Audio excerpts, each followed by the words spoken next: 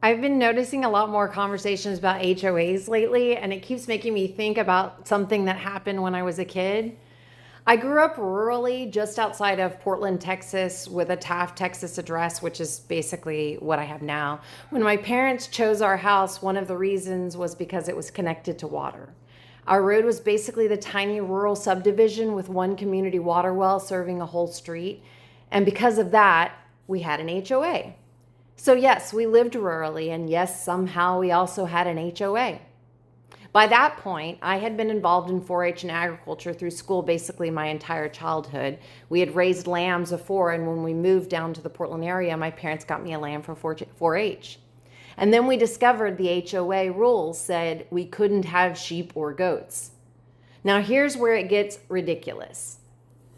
You could have a cow, you could have birds, and there were all kinds of animals that we were allowed to keep on our property, but apparently not my little 4-H lamb. Meanwhile, directly behind our backyard lived a veterinarian with large animals on his property, and behind the neighbors across the street's backyard, there was a huge hog operation. We were literally surrounded by agriculture. But according to this little line written into our HOA rules, my lamb was the problem. So my parents fought it. And I mean, fought it. It became this whole neighborhood ordeal with arguments between people up and down the street over whether this 12-year-old girl could help her 4-H, have her 4-H lamb on our rural property. And I remember watching my parents question a rule simply because the rule didn't make any damn sense. I think about that now because it was part of how I was raised. I wasn't taught that being independent meant nobody could ever tell you what to do. I was taught to take responsibility for yourself, your property, and your choices.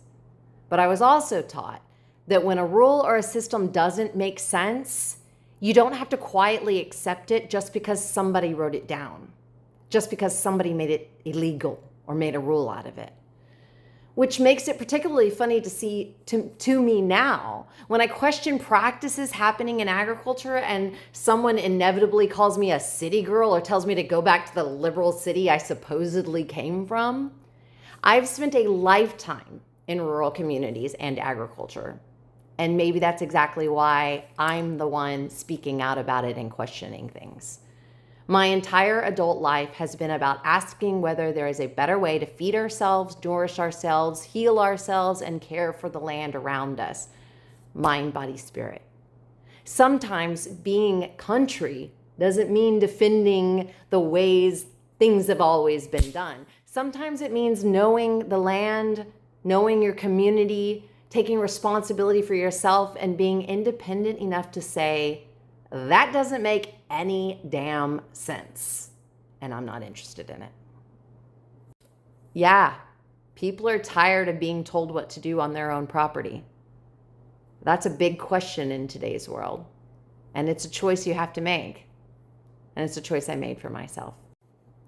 Have a good one. Happy Monday.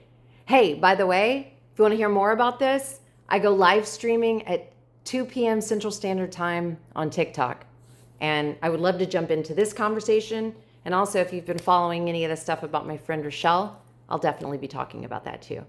See you at 2 p.m. Central Standard Time, live streaming on TikTok. If you can't get there, this one goes away. It doesn't stay recorded. So join me, 2 p.m. Central Standard Time, live stream on TikTok. I'll see you there.